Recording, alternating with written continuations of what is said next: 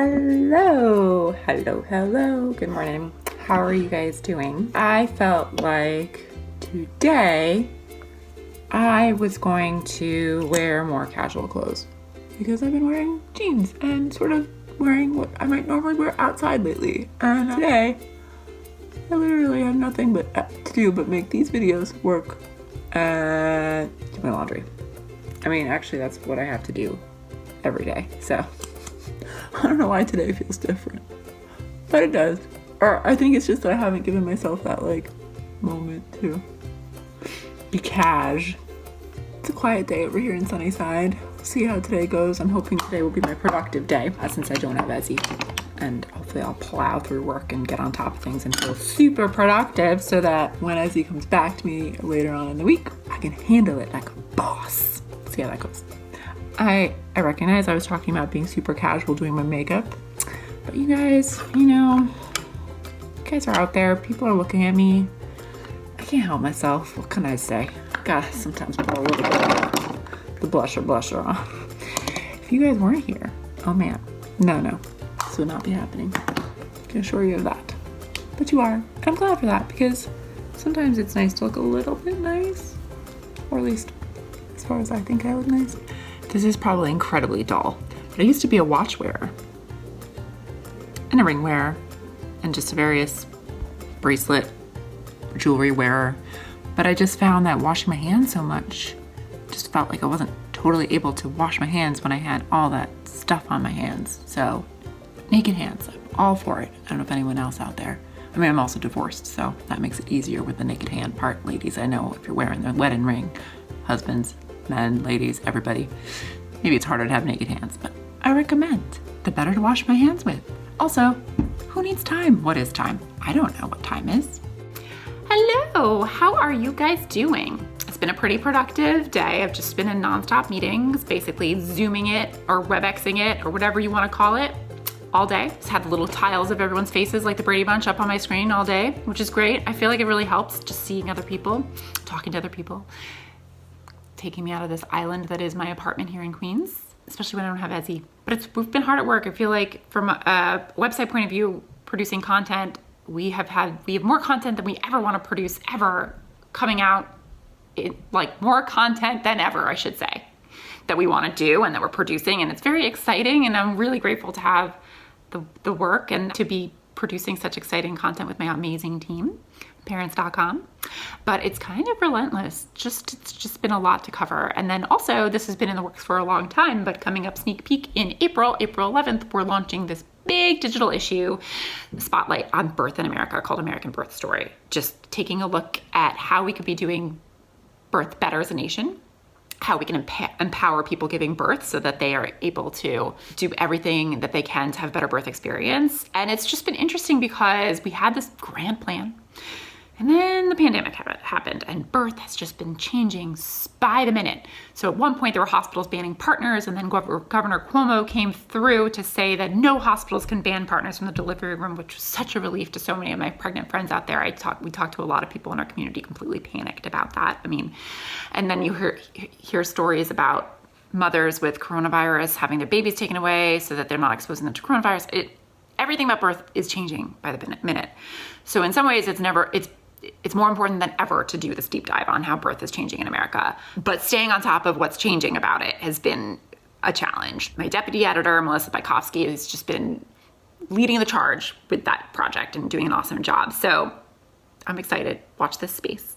We're excited here at Parents.com. Tons to bring you, but still looking for any angles that you feel like nobody's covering. If you feel like you're feeling something that no one's talking about or you want us to cover, I want to hear about it. Dying to hear about new ideas and new thoughts from parents about how life is changing as a parent in this world that we live in now. So, because I feel like it's just changing so drastically and so quickly. So let me know what you're thinking. Give us the content ideas. We will do it. What to have for lunch? I don't know. I'm hitting a little bit of a wall when it comes to food. One of the many reasons that I live in Queens is all the amazing restaurants that I have access to. And I'm just growing up in New York City. I like my variety in cuisine. I'm not very good at only eating things out of my cupboard, which I know I'm just like, cry me a freaking river, right? Yeah. But anyway, what are you guys having for lunch these days? Tell me.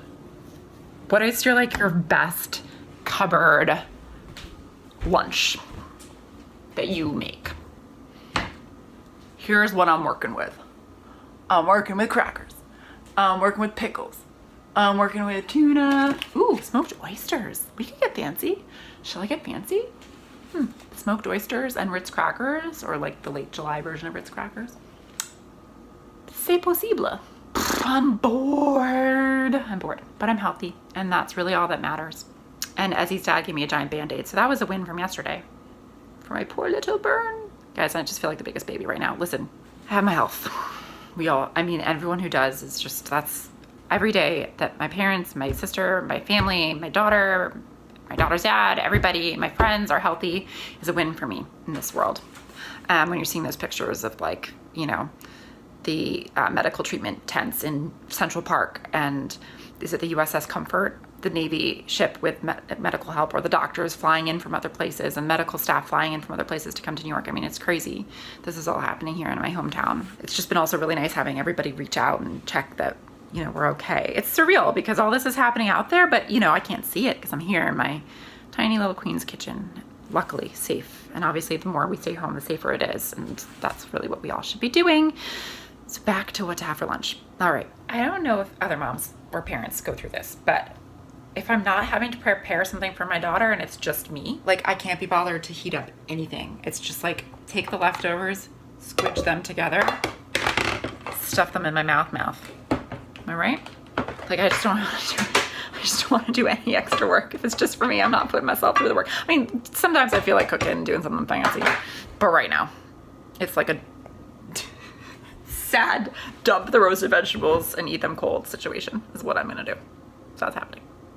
Yeah, I'm really sorry. You guys must be tired of my ramblings. I mean, I'm getting tired of my ramblings, but I don't know. If there's something here that's helping you guys, then that's why I do it. All right, I'm gonna keep it simple and sign off for the day. How is everybody coping with working from home? Does anybody have any tips or tricks? Are you keeping a schedule? Or do you mostly love working from home? Do you mostly hate working from home? All the perks, obviously, of not having a commute and not having to kind of fully get dressed in the morning, and maybe not having to do your hair, maybe not having to shower, maybe being able to take those breaks and going for doing exercise. I've heard of a lot of people talking about the benefits.